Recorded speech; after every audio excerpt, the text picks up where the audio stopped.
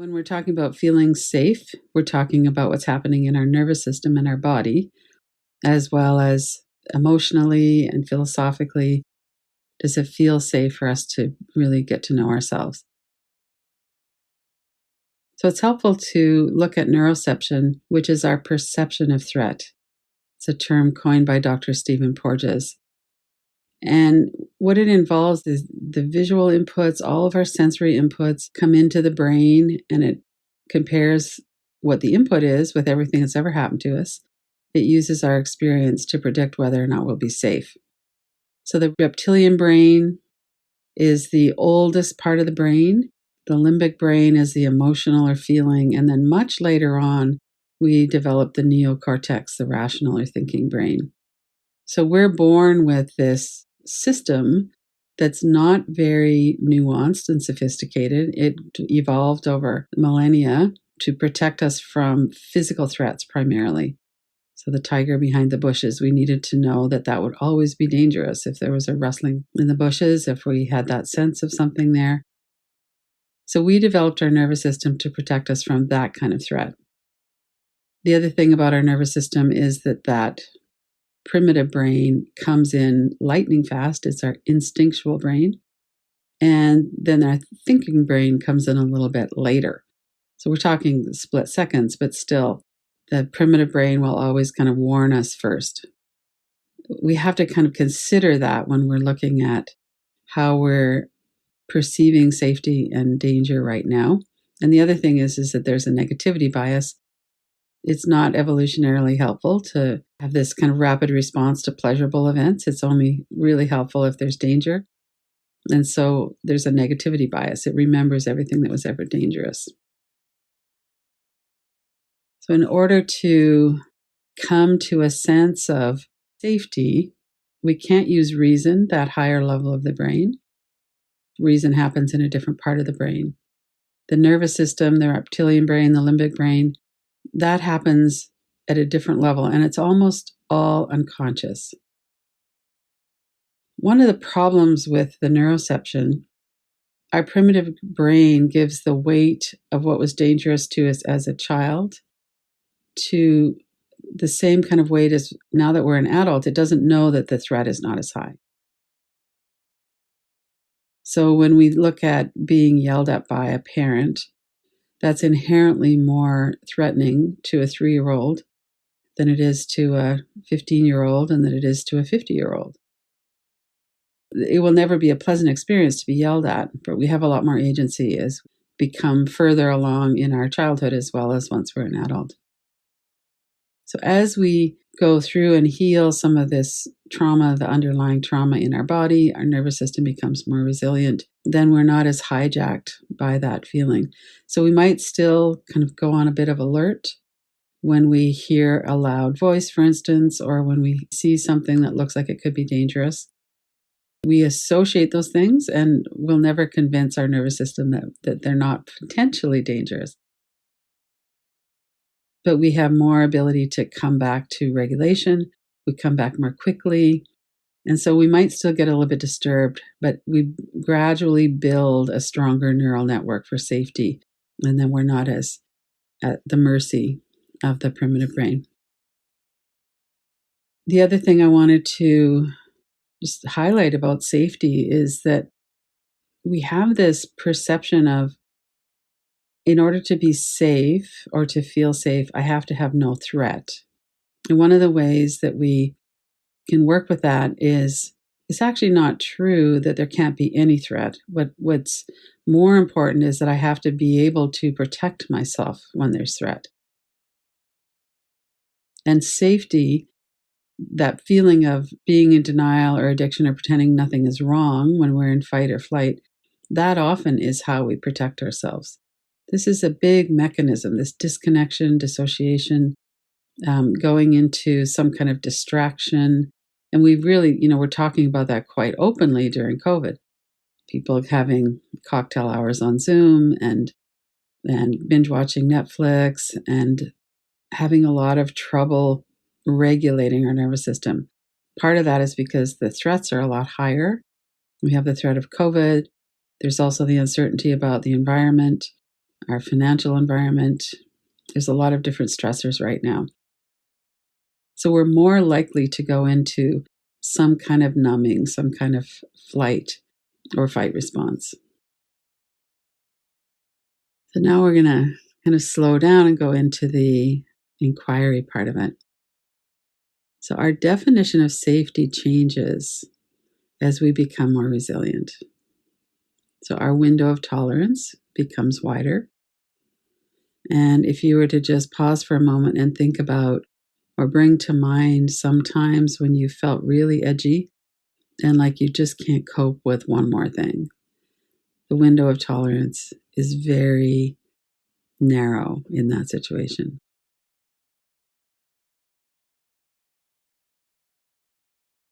And whatever it is that comes to mind. And then other times we feel really strong and steady. So we have this feeling of there's no problem here.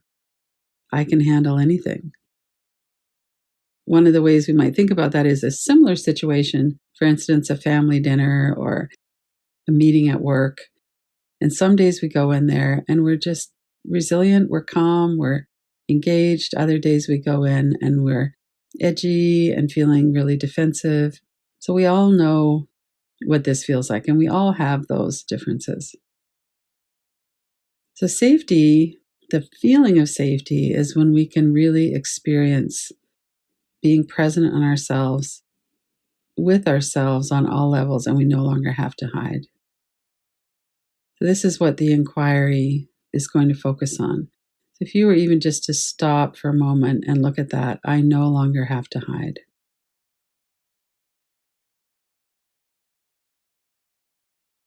What would that feel like? So part of that is hiding from others, and part of it is hiding from ourselves. So the inquiry could be on multiple different levels. But one of the reasons that we hide from ourselves is because we have core deficiency beliefs. So if we could heal those, or if we could at least see, well, that's not actually true. I feel like I'm unlovable because I've had experiences of being not loved. A lot of that was in childhood, and now as an adult, we can look at the context of that and see the effect of our parents' trauma, of their stress, of their busyness. And sometimes there's not a very good connection between parents and children. There's not a feeling of they're like me, I like them. There's often not that feeling of sameness or connection with parents and children for many, many different reasons. But as children, we all have a tendency to internalize that as the reason that they don't pay more attention to me is because I'm not worthy of being paid attention to. Or the reason that I don't feel like they love me is because I'm not lovable. But then when we think about that in terms of, well, that's actually not true. I felt loved by many people many times, especially if we're older. But then we could also look, well, what does that mean then? So feeling unloved actually is not true that I'm unlovable. It's just that particular set of circumstances. And that circumstance might have been very important, especially if you were a child. So in that particular set of circumstances, I felt unlovable, but it's actually not true. Let's pause here for a moment and see what comes up. Bring your attention into your heart.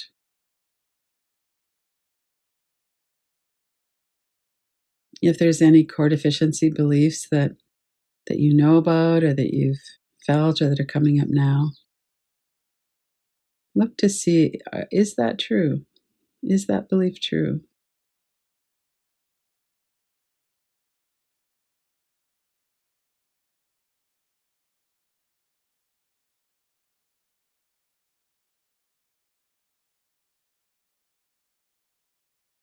And in the Eastern philosophies of basic goodness and that at our core we're divine, the way they work with that is by revealing the goodness that's here at our core. We might have habits, we might have jealousy or anxiety, or there might be other things that are obstacles to us knowing that, but that it's always there. We just aren't in touch with it at the moment. And let yourself feel into that in your heart center.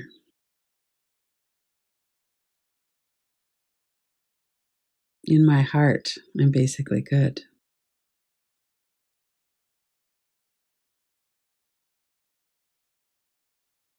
Continue to notice the safety in this moment.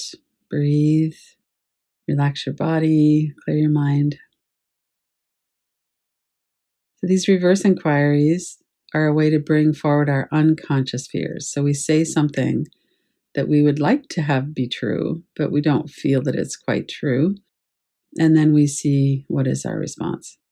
So bring your attention into your physical body. Notice the sensations, the energies that are here.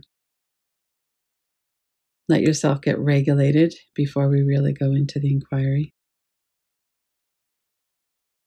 Let your breath be continuous. And I'll repeat this several times over the next several minutes. Let ourselves go more deeply into the inquiry. There are layers and layers of unconscious beliefs about this. Is it safe? So the inquiry statement is, it is safe to get to know myself completely and welcome my whole being into awareness.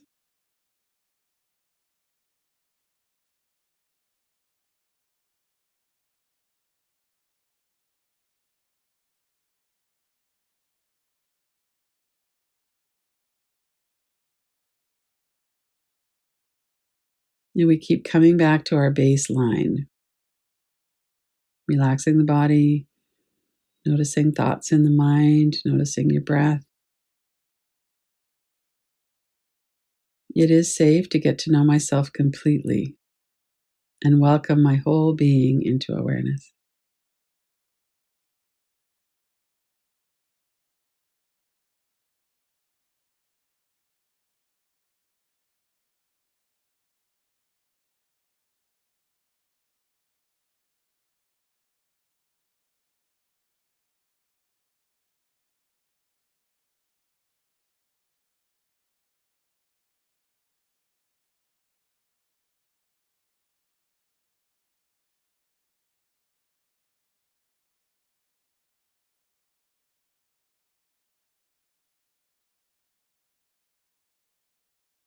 Keeping connection with your breath. If you stop breathing or if your breath gets shallow, relax your body, let your breath become more at ease, more depth and volume, more continuity. And notice what the response was. Was it in thoughts? Was it in sensation? What's arising in your body and mind right now that doesn't agree with that?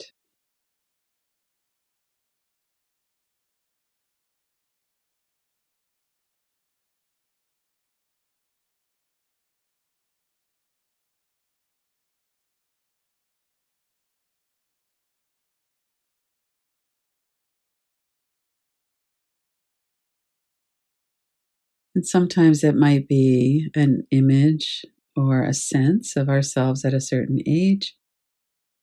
It might be an experience that we've had.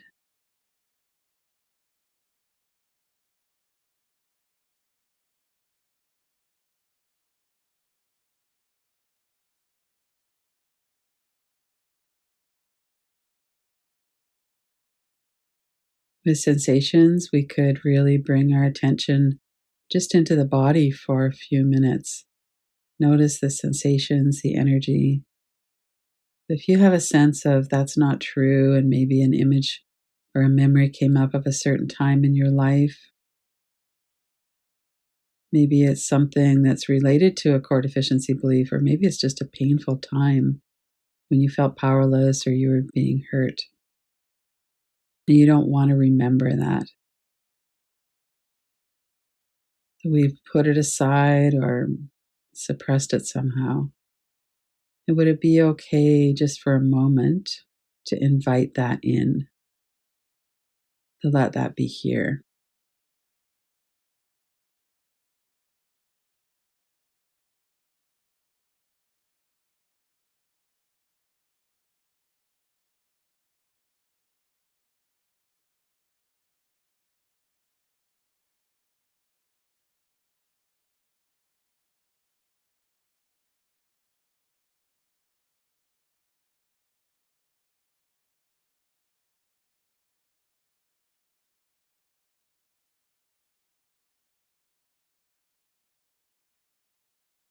And if there is a younger self that's coming forward or that you're attuning to, maybe that's the part of you that doesn't feel safe. See if you could tune into that. What part of me doesn't feel like it's okay to get to know myself? That it would be really better if some parts stayed hidden. And that's different from what we might share with other people. There might be a safety issue around, I might be in danger if I shared something. This is just for us internally.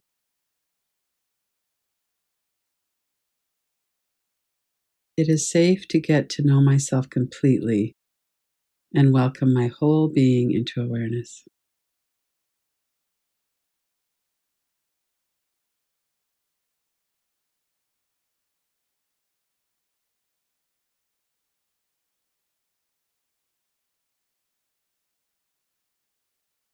Relax your shoulders, relax your whole body.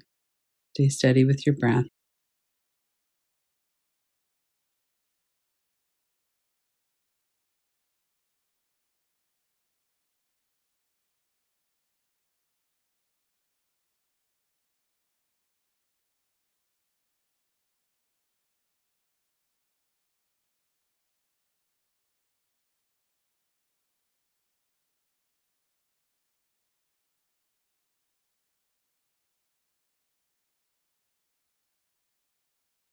And if there is a sense of a younger self there, you might want to invite them to share with you why they feel like they can't afford to come forward.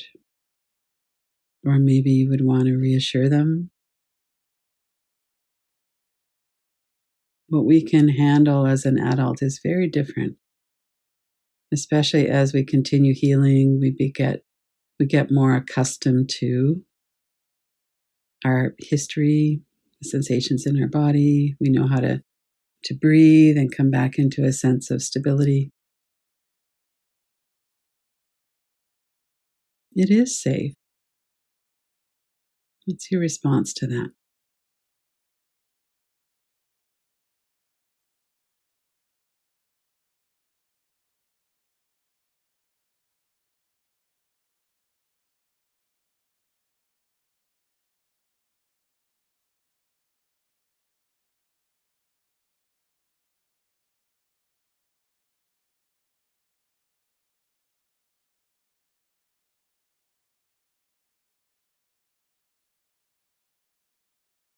You could also scan your body, see if there's any tension or tightness there.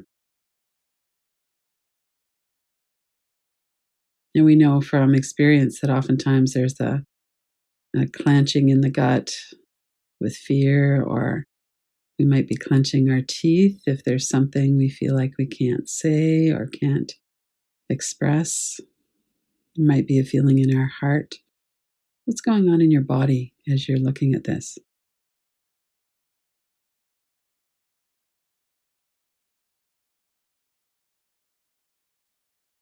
There's always, we can use tapping on your forehead just to bring your attention away from thoughts if they seem too intense. Get yourself regulated again, or you could put it in a frame. All of those tools that we have to work with images, memories, to stay present here to ourselves in this moment.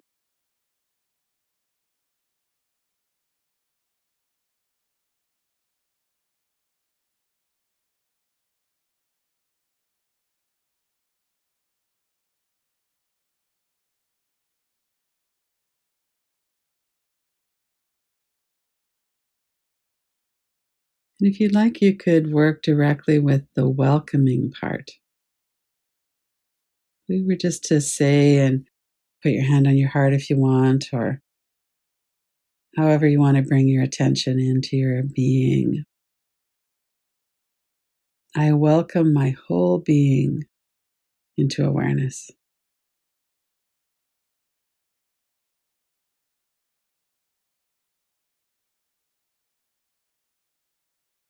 Not to do it as a reverse inquiry so much now, but as a welcoming. I welcome my whole being into awareness.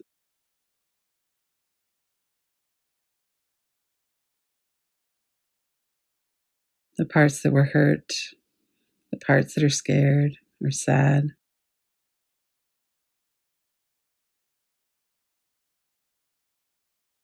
I welcome my whole being.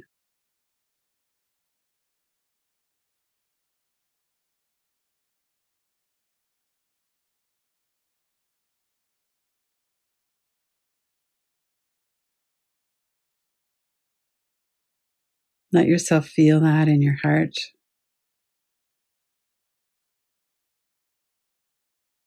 And if there are any arguments with that, we could look at that again later. But just for the length of, 7 to 10 breaths, stay present with that. In your heart, I feel, I welcome my whole being.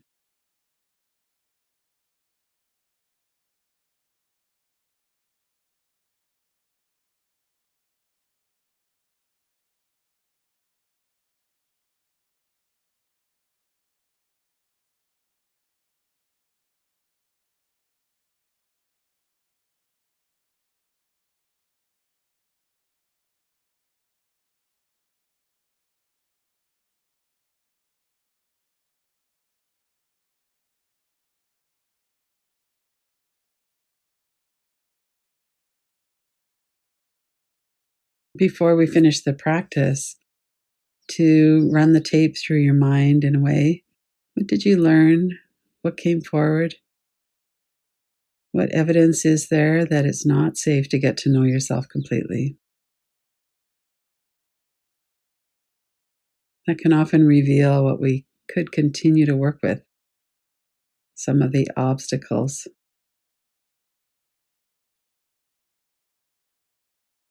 And what did that feel like to drop the inquiry and just welcome your whole being into awareness?